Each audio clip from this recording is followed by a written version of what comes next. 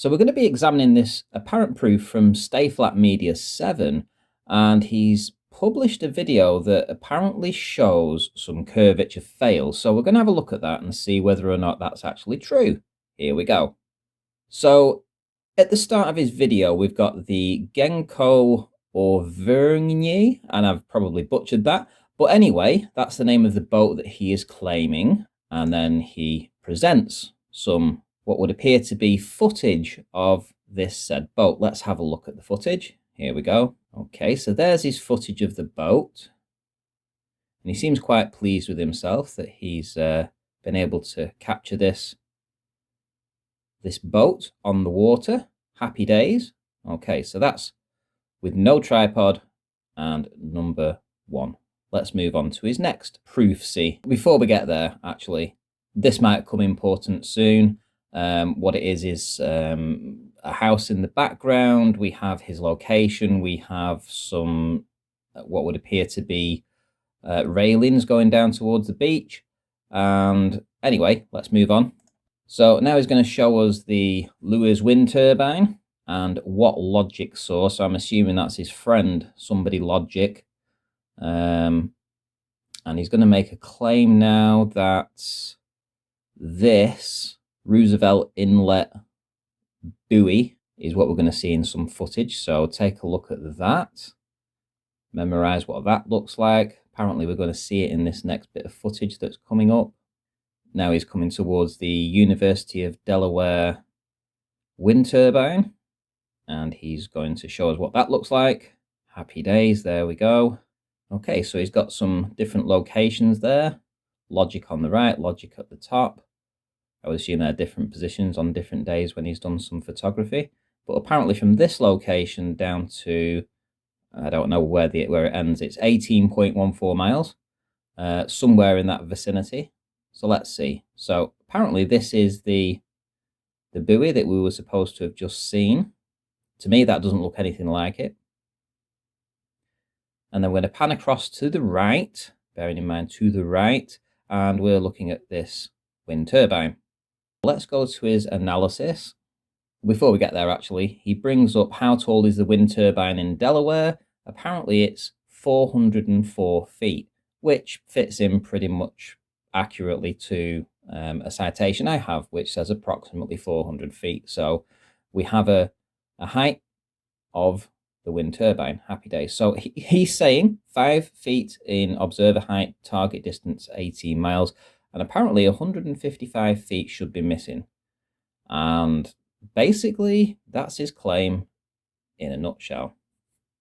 He does go on to say that if you accept that some of the wind turbine is hidden, you still can't get away from the fact that the buoy is seen. I think I'll play that part of the clip, actually. Let's get that going.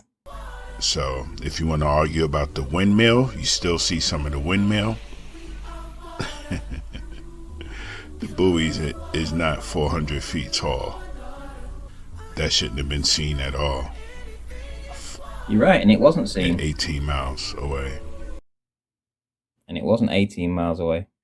So there we have his claim in total. So we're going to have a look at a few bits and bobs right now. Here we go. So coming over here, we can see that the University of Delaware turbine is approximately 400 feet high from its tower base to the apex of its blade at peak rotation. And that each of the 3 blades is approximately 140 feet long. Happy days. So now we have something to work from. Now, if you remember at the start of the video, he did say that the Genko Auvergne or something, I managed to find that boat and a full-size image of it. I was then able to expand the search to see more imagery that may show it in a similar position, and this is what I found. And what I did is I took a screenshot of this, and let's have a look at how this looks up here. I then reversed it so it matched. You know, I turned the boat around, flipped it, and now we have something that we can actually examine. So what I needed to do, I needed to come over here to the right-hand side, starting at the front. You can see the little mast just down there. Let me highlight that so that you can see. There's the little mast there. I don't know if you can see that. Yep, there's the mast. There's obviously, you can make all the rest of the stuff out. It's pretty obvious what you're looking at there. And here we go. So what I did is, once I'd scaled it, I just lowered it down. I took another scale of it and lowered it down to see how that actually worked out. And if I run this line through here using a square shape so that you can see that I've actually lined it up level, we'll start from over here and you'll see how that runs through, and happy days. I would say 2/3 of that boat is below the water, quite easily 2/3 of the boat. But of course the Flurf sees a little bit of the boat. Let's block all that out. Let's get rid of all that like so. So the Flurf sees that much of the boat here, which is essentially what we do see over here, and thinks that that's some kind of flat earth proof. So I think for his first claim that the boat was visible is debunked. It's hidden behind earth curvature. Moving on. So the next point is his location. Now then, I took a screenshot of where he claimed the location was, because he didn't actually give a GPS or any kind of other details other than this random line with a random distance. And what happened is I decided to go to Google Earth and see if I could find the steps that were visible in that footage. The problem I encountered was that none of those steps matched in any kind of location that he was claiming. If we do the overlay so that you can see, this is the overlay, and this is, as you can see, where he says his location. So I put a little marker in there just to give me a rough idea where it would be, and take it off. And that would put me somewhere down here around Pep's Cove. So I moved down and I moved down and I couldn't find those steps. I couldn't find those steps until I got to this location here, and I've named it Bingo. And you'll see for why, because you can actually see the curve on these steps here, or these rails, and it's very evident obviously when you actually go on here as well. When I put this onto Google Earth, we'll see a house there that's visible in the footage too. As you can see, this house here and that house there is what we actually see over here. So let me scroll that in. Can you see this house here and that house there? Let me crop this out so that you can see. There's the steps. There's a windy step. See how they take a right turn almost immediately? They go one up and then it's a right turn up the hill. There's the house. Let's copy this. And let's bring this over to this image here, which I just took from Google Earth before.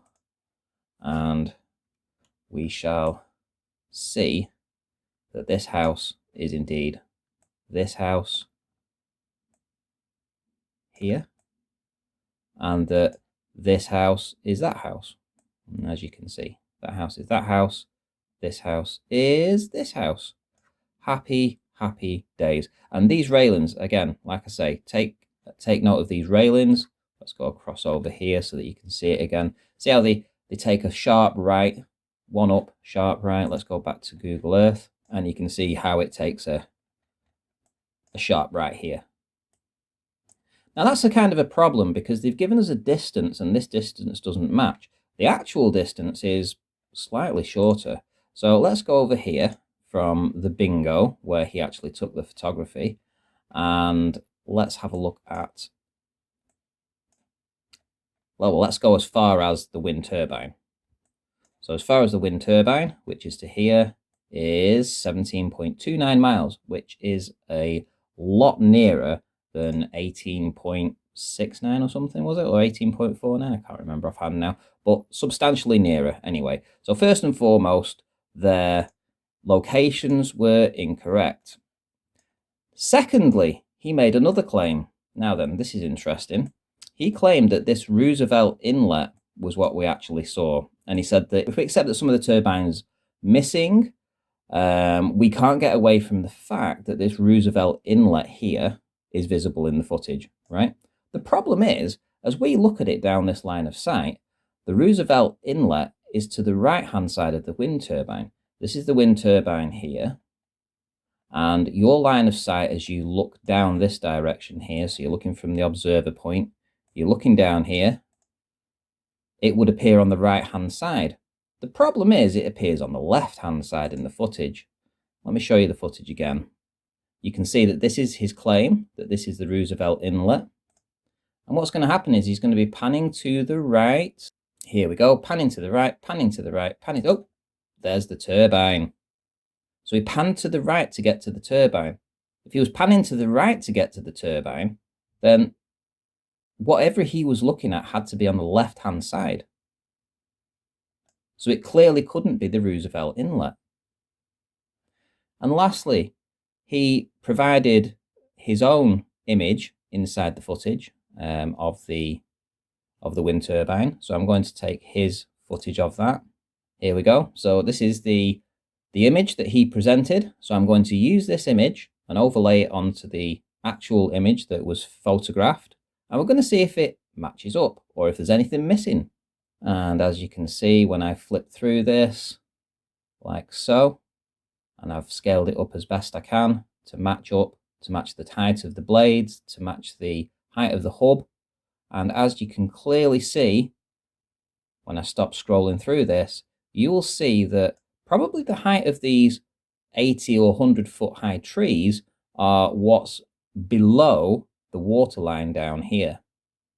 Now then, let's go to the correct calculations and let's just see how much should have been missing at that distance from 17.29 miles away. So from 17.29 miles with the 5-foot observer height as stated, we have, with refraction, 117 feet of missing, which is essentially what we see in the image.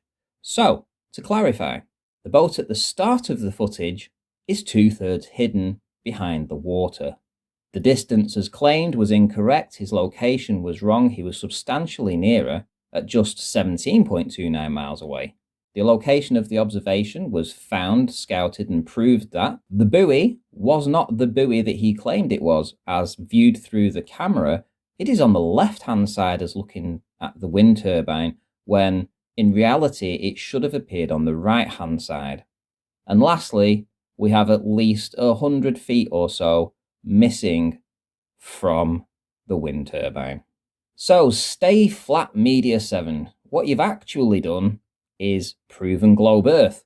I'm afraid that all your proofs were just debunked, and I am sorry to say you might need to review your content before you put it out again, because clearly this isn't a flat Earth proof. Until the next time, take care.